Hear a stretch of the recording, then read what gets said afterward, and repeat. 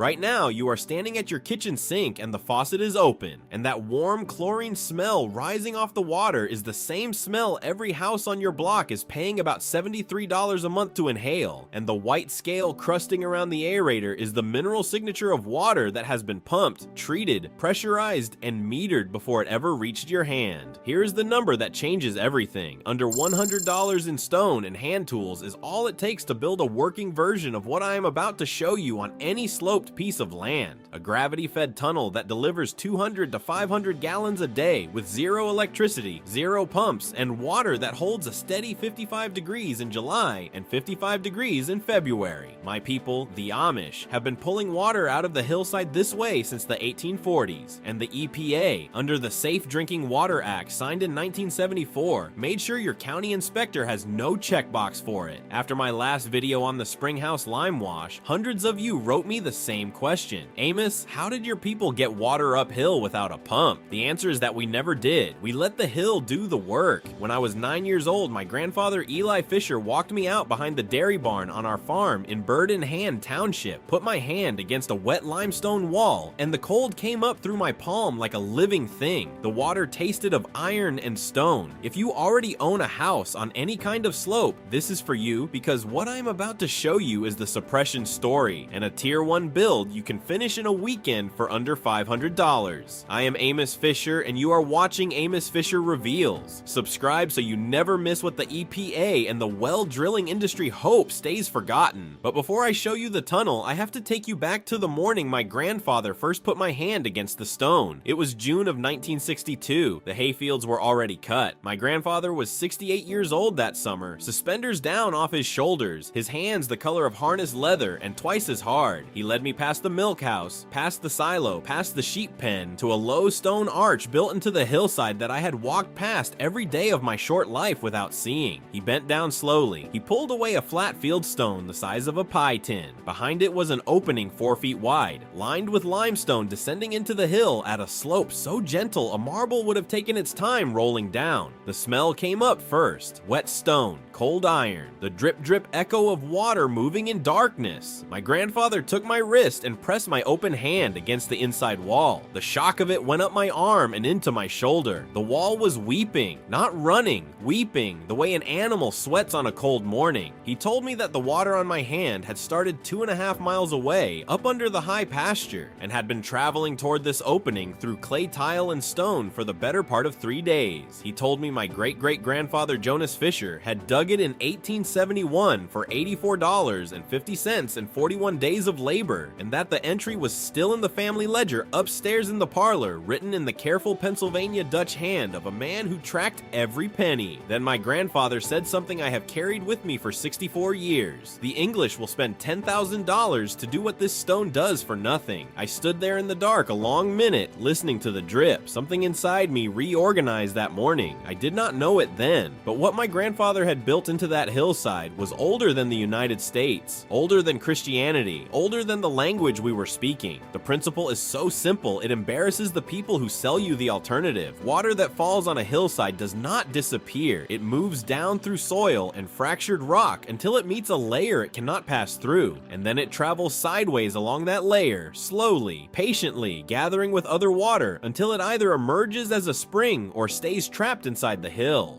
A qanat, which is the Persian word the old Iranian engineers used, and which the Chinese called kares, is nothing more than a gently sloped tunnel driven horizontally into that hillside until it cuts into the water-bearing layer and lets gravity do what gravity always wanted to do: move the water downhill to a village. The slope is barely a slope at all. 1 foot of drop for every 1,000 feet of run. Vertical access shafts every 60 or 90 feet for air, for spoil removal, for the mechanic to climb in and out with a basket of dirt on his shoulder. That is the entire technology. Stone, slope, patience.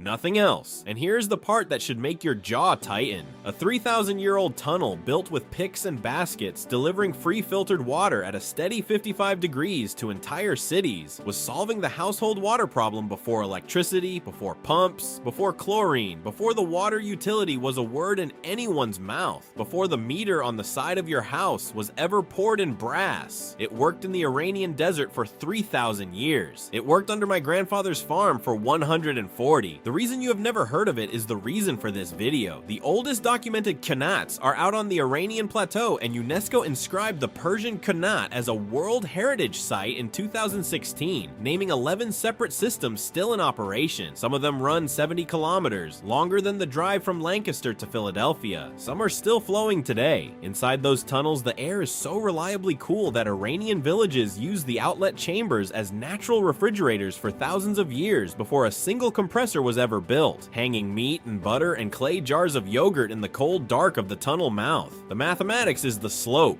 not the technology, and once the Persians had it, the idea moved. It moved with trade. It moved with armies. It moved with the slow patience of useful knowledge. The Romans cut subterranean galleries beneath their aqueducts. The Moors carried the design into Spain and built versions still flowing in Granada. The German miners of the Black Forest in the 1500s and 1600s drove what they called Wasserstollen into their hillsides for the silver and lead mines, and the farmers above them adapted the same trick into something they called Quellfassung, a spring capture to water their barns and their kitchen gardens. That is the technique that crossed the Atlantic in 1717 with the first Anabaptist families landing at Philadelphia. They did not bring it in books. They brought it in their hands. They brought it in the muscle memory of how to swing a pick at a hillside and read the color of the soil that came out. By the time my great-great-grandfather Jonas Fisher was a young man, the Amish were driving spring tunnels into the limestone ridges of Lancaster County with a refinement no one else in America was practicing. 6 to 10 feet into the bedrock for the intake, a 4-inch clay tile conduit running back out toward the spring house. Native fieldstone lined into the spring box, mortared with lime burned in the family's own kiln. Slope measured with water in a bent reed because a transit was a worldly expense and a reed was not. Some accounts from the old county deed books describe spring tunnel easements written into farm sales as far back as 1819, with neighbors granting passage rights across property lines so the water could keep moving the way it had always moved. By 1880, by the figures I have seen in the agricultural records of the period, there were several hundred such tunnels feeding farms in Lancaster County alone. The same migration happened westward into Holmes County, Ohio in the 1810s, with the Hostetler and Yoder families carrying the technique into the hills outside Berlin and Mount Hope. Today I can take you to my cousin Samuel Byler outside Strasburg, to Eli Yoder in Mount Hope, Ohio, to the Petersheim family in Gap, to my old friend Reuben Stoltzfus up near Intercourse. Their tunnels run at a flow velocity above 0.3 meters per second, which is enough to self-clean. The minerals that drop out of the water actually seal the conduit tighter the longer it runs. A biological film forms at the intake and polishes the water the way a slow sand filter polishes it. The system is not a battery, it is a barn. You feed it across generations. You walk it after every hard rain. You clear the clean out shaft once a year in November before the ground freezes. You teach your son the roots so he can teach his son. Last August I drove over to Samuel's place in the buggy after the morning milking. He pulled the cap on his cistern, dipped a tin cup, and handed me water that was 55 degrees on a 91-degree afternoon. It tasted exactly like the water my grandfather pressed against my hand in 1962. The same iron, the same stone, the same patience. Then in 1974, the first enemy walked onto the farm. He had a clipboard, he had a stamped form, he had the carbon paper smell on him, and the polished black shoes of a man who had never knelt in a trench. The Safe Drinking Water Act, Public Law 93-523, signed in December of that year, created 2 categories: public water systems on one side, private wells on the other, and a multifamily Amish tunnel feeding 3 farmhouses and a dairy barn fit into neither. There was no checkbox, there was no licensed inspector trained to certify it, there was no industry lobby that stood to make $1 by approving it. This is the part that took me 40 years to fully understand. Our tunnel was not disproven, it was not tested and found wanting. It was simply excluded. And what makes this truly remarkable is that the exclusion was not one enemy, it was 4. The first enemy is industry economics. The US well drilling industry runs into the billions every year. The bottled water industry in 2024 cleared roughly $94 billion in revenue. Not one of those dollars comes from a hillside tunnel, not one. The second enemy is the regulatory framework, the Safe Drinking Water Act, the International Plumbing Code, the Uniform Plumbing Code. None of them contain a provision for a horizontal infiltration tunnel. The result is what I call illegal by omission, and in roughly 9 states, including several across the dry American West, where this technique would save the most water, you cannot get a permit for one because there is no permit to get. The third enemy is misaligned incentives. The developer who builds your subdivision profits from the grid hookup fee and walks away. You pay the water bill forever. The utility makes more money the more gallons you use, not the fewer. Your landlord does not pay your water bill. Your interests and theirs were never aligned and were never meant to be. The fourth enemy is the historical displacement event itself. 1974 was not an accident. The decade also finalized rural electrification, which gave every farmhouse a pump and made the gravity-fed tunnel look quaint. The 1990s brought the bottled water marketing boom and convinced an entire generation that water in a plastic bottle was somehow purer than water that had filtered itself through 300 feet of limestone. 3 pieces of a single fence that closed around a piece of free knowledge until almost nobody remembered it was there. But the tunnel does not care about the law. The tunnel still flows. Now, if you already own a house and you are thinking this only applies to people building from scratch, stay with me because this next part is specifically for you. You do not need acreage. You do not need a permit office. You do not need to break ground on a new well. You need a slope and a wet spot. You walk your property in August. You find a place where the grass stays green when the rest of the lawn burns brown. That is your seep. That is your aquifer telling you where it lives. You mark it with a stake. You come back the next morning and check the dew pattern. You dig a trench above that seep, 30 inches deep and 18 inches wide, running across the slope. You lay 50 feet of 4-inch perforated PVC at a 1.5% downslope grade, checking the slope with a 4-foot level and a wooden shim. You wrap the pipe in geotextile fabric so the soil does not migrate in. You pack 2 cubic yards of clean 3/4 inch washed gravel around it. You cap the trench with a foot of native clay to keep surface runoff out. You run the pipe downhill to a 55-gallon food-grade HDPE tank set on a level pad of crushed stone. The whole build is under $500 in materials at any rural hardware store I have walked into in the last 3 years. You will know you hit the aquifer when the soil at the bottom of the trench turns from brown to a darker, almost blue-gray color, and when the smell of the dirt changes from dry earth to wet iron. That is what the old USDA conservation practice standard on spring development has been describing for almost a century. A modest seep on a Lancaster County hillside will give you 50 to 200 gallons a day. A good one will give you more. You finish the build in a weekend. You sleep one night with the windows open, and in the morning the tank is full and the water inside it is cold enough to fog the outside of a mason jar. That is the entry. Now let me show you what one country has quietly done with the full version.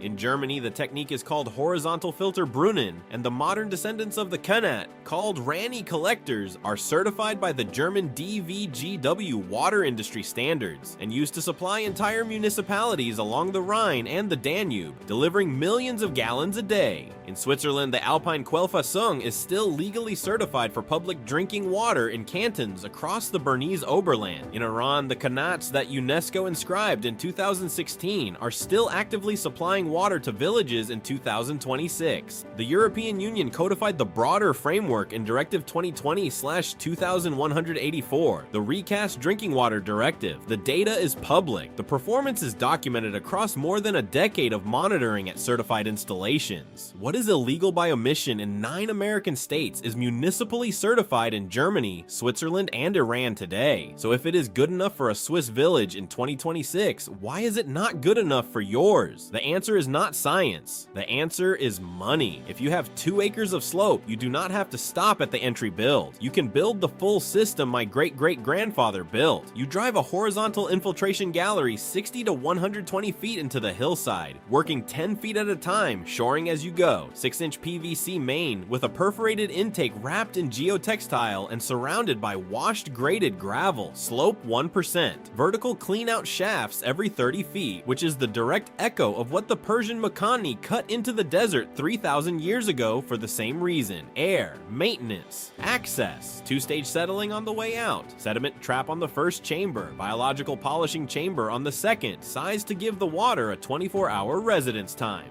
500-gallon HDPE cistern at the bottom of the run, buried below the frost line. Total material cost between $1,800 and $3,400, depending on current PVC pricing in your area. The labor is yours. The weekends are yours. The water afterward is yours forever. There is no monthly bill. There is no shutoff notice. There is no boil water advisory. When you put your ear to the cleanout cap on a still night in October, you will hear the water moving inside the hill. A slow, hushed, traveling sound, like wind under a door, like the hill itself is breathing. And once you have it, no one can take it back, because they never had the rights to it in the first place. So here's what I want you to hear. You did not lose this knowledge. It was taken from you slowly. One plumbing code revision at a time, one bottled water commercial at a time, one well drilling estimate at a time, one subdivision hookup fee at a time, one generation at a time. Now you have it back. The tunnel my great-great-grandfather Jonas Fisher dug in 1871 is still running at 55 degrees this February of 2026. The water still tastes of iron and stone, exactly the way it tasted on my hand in 1962. The hill still does the work. The water still finds its level. Nothing in that sentence has changed in 3,000 years. Nothing in that sentence will change in 3,000 more. Tell me in the comments, when you walk your property, is there a spot where the grass stays green in August when everything else burns? That is your seep. That is your tunnel waiting to be built. Tell me where it is, what state you are in, and how steep your slope runs. I read every one of them, and if you are the kind of person who believes that real practical knowledge has been quietly pushed aside to protect someone else's profit margin, you already know what to do. Hit subscribe. Next week, I am taking you inside the Amish root cellar that holds vegetables at 38 degrees for 9 months out of the year, with no electricity, no compressor, and no refrigerant of any kind. The building inspector outside Lancaster City has been trying to condemn one of them since 1987 because his code book has no category for a hole in the ground that works better than his refrigerator, and the family who owns it has been outlasting him in court for years. The hill is patient. The water is patient. The stone my grandfather pressed my hand against in 1962 is still weeping in 2026. Now it is your turn.